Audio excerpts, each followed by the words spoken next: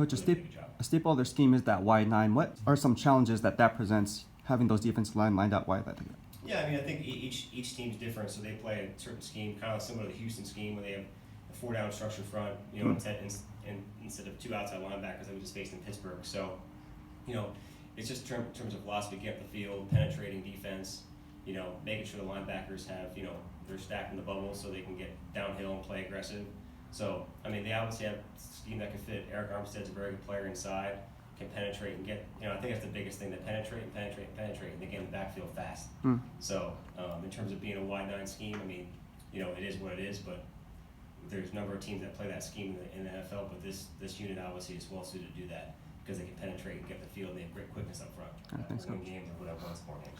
Coach, obviously Jarrett Stidham hasn't got a lot of playing time, but what do you see from him in your first year coaching him?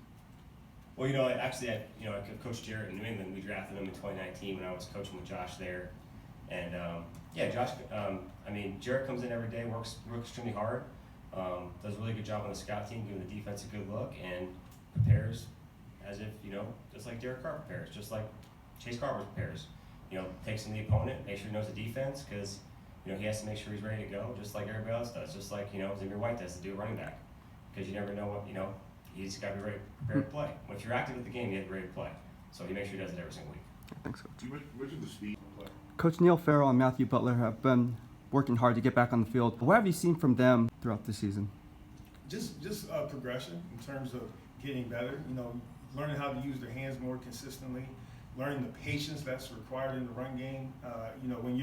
When you're better than everybody else, whether it was high school, college, because everybody doesn't go to the pros, you're better than everybody else. You have a tendency to put your hands on the blocker and look for the ball right away. But when it's evened out more at this level, you got to learn how to get your hands and control the blocker, be patient, and don't give the runner too much space to move.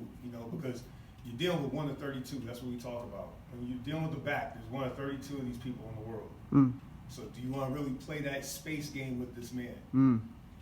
Like you're 1 to 4 on the line, and then 4 times 32. You guys do math, 128. So I'm not trying to, knock you guys, but he's 1 to 32. You're 128. That's a little different. A little different. Don't play that game.